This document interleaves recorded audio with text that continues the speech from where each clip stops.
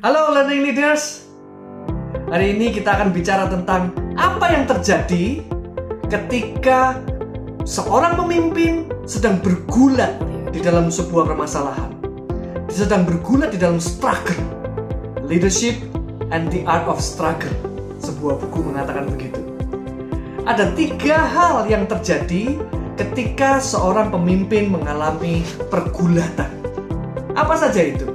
Saya mengambil ini dari sebuah buku, Leadership and the Art of Struggle, ditulis oleh Stephen Snyder. Beliau mengatakan ada 3 hal. Yang pertama adalah ada change, ada perubahan di sana. Yang kedua ada tension, ada ketegangan di sana. Dan yang ketiga ada being out of balance, ada ketidakseimbangan di sana. Mari kita pecah ini satu persatu, oke?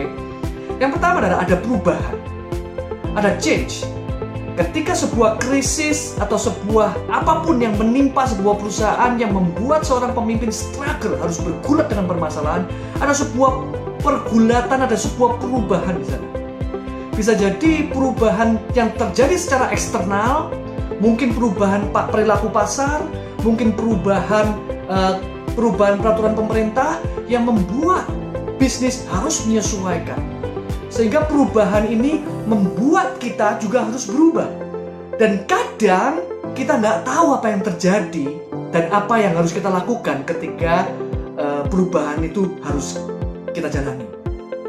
Yang kedua adalah tension, ada ketegangan. Nah, ketika ada sesuatu yang berubah dan kita diminta atau dituntut atau didorong untuk berubah, ada ketegangan di dalam diri kita yang mungkin bisa jadi menolak untuk berubah, atau khawatir, atau punya berpikir sesuatu yang negatif atas perubahan itu.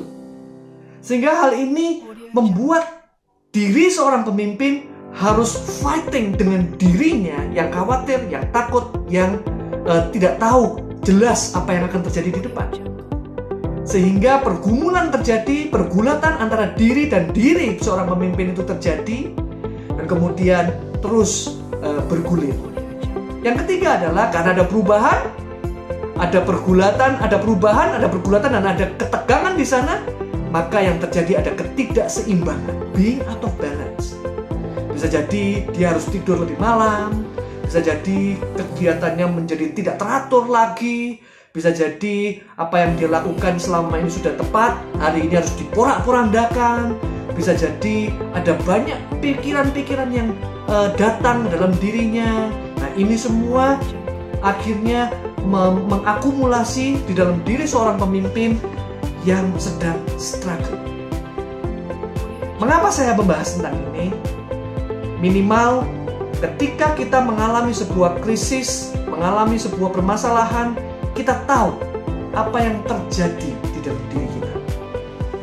Yang terjadi ada 3 elemen perubahan itu menurut Stephen Snyder. Yang pertama ada perubahan yang secara eksternal mempengaruhi perubahan internal diri kita.